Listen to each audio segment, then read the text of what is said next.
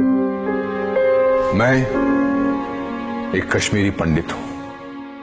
भारतीयता की भावना का सच्चे मन से विश्वास करने वाला इस देश का एक शांतिपूर्ण, अहिंसक, धर्मनिरपेक्ष, शिक्षित, कानून का आदर करने वाला देशभक्त नागरिक। 26 साल पहले आज ही के दिन मुझे अपने घर से बेघर कर दिया गया।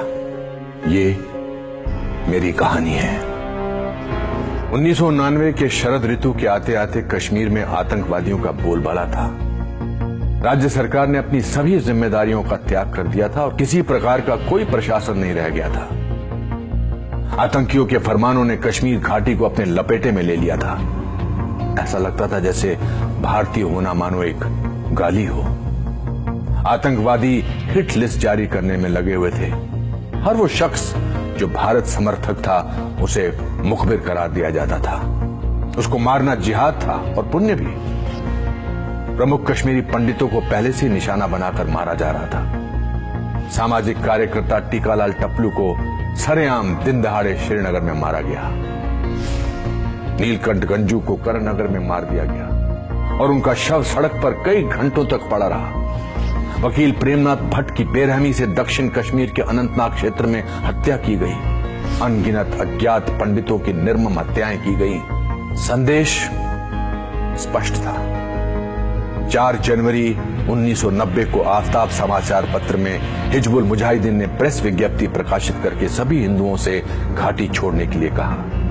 एक अन्य समाचार पत्र अल-सफा में भी यही प्रेस विज्ञप्ति छपी। जल्द ही यही नोटिस कश्मीरी पंडितों के घरों के दरवाजे पर चिपका दिए गए। 19 जनवरी 1990 की उस दुर्भाग्यपूर्ण रात में कश्मीर को ऐसा ग्रहण लगा मानो अंधेरे ने प्रकाश को अपने आगोश में निगल लिया हो। कश्मीर के हर कोने से, हर नुक्कड़ से, हर सड़क से, हर बाजार, हर गांव से ऐसी आवाज बुलंद हुई जो पंडितों के लिए मौत का संदेश था।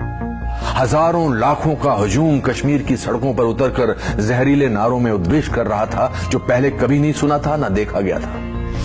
पूरे कश्मीर में मस्जिदों से घोषणा की जा रही थी कि कश्मीर पाकिस्तान बनेगा। मुजाहिदीनों की प्रशंसा में चारों तरफ गुणगान किया जा रहा था और भीड़ में खुले तौर पर बंदूकें लहराई जा रही थी। जागो जागो सुबह हुई, रूस ने बाजी हारी है, हिंद पे लर्जा तारी है, अब कश्मीर की बारी है। बार बार ये गाना मस्जिदों से चलाया गया।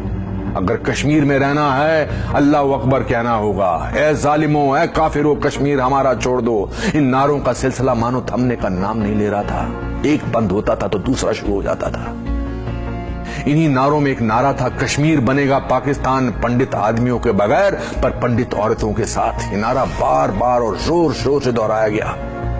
अब हमारे डर ने एक नया रूप ले लिया था। परिवारों ने महिलाओं को स्टोर रूम में छुपा दिया। ये कहने की जरूरत नहीं कि जब भीड़ हमला करे तो वो स्वयं को आग लगा ले।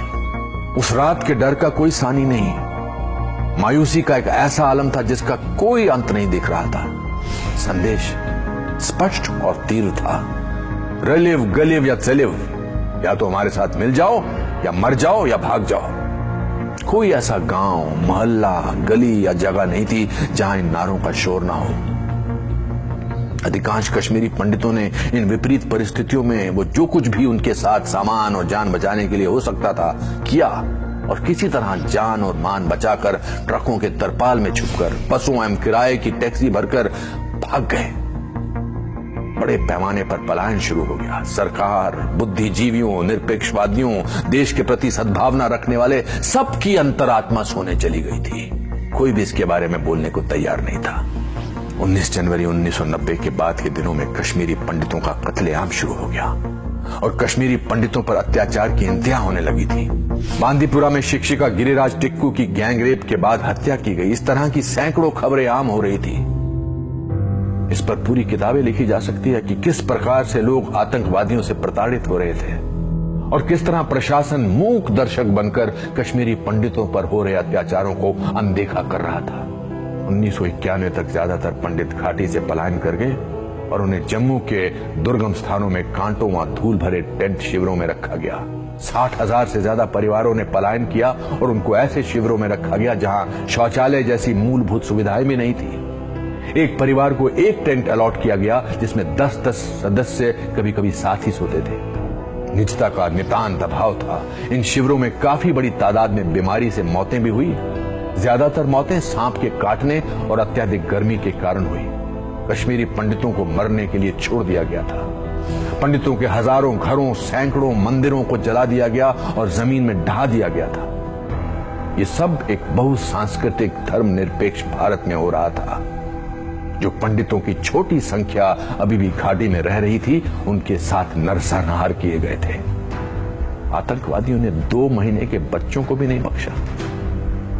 पंडित के पूरे पूरे गांव को साफ कर दिया गया। आज तक एक भी व्यक्ति को दोषी करार नहीं दिया गया। हजारों पंडितों की हत्या व नरसंहार की सजा तो दूर की कौड़ी है। किसी ने इस नरसंहार और पलायन पर कोई इस प्रकार की चिंता प्रदर्शित नहीं की। हमारे घर सूने पड़े हैं, मंदिर अपवित्र है, सब कुछ ढहने को है। 26 साल के बाद आज भी जम्मू के बाहरी इलाके में अपने देश में शरणार्थी के रूप में कश्मीरी पंडित अभी भी शरणार्थी शिविरों में रहते हैं, और जहां उन्हें ज्यादा सहायता भी नहीं दी जा रही है। आज की सोशल मीडिया की पीढ़ी में जब दुनिया में गरीबी बढ़ रही है और लगभग सब कुछ उंगली की टिप पर उपलब्ध हो रहा है, तब भी हमारे अपने देश के नागरिकों की उनके अपने देश में ही दुर्दशा बनी रहती है और उन्हें उनके हाल पर यूं ही छोड़ दिया जाता है। इस सब के बावजूद मैं आज भी उम्मीद करता हूं कि हमारे साथ इंसाफ हो। जय हिंद।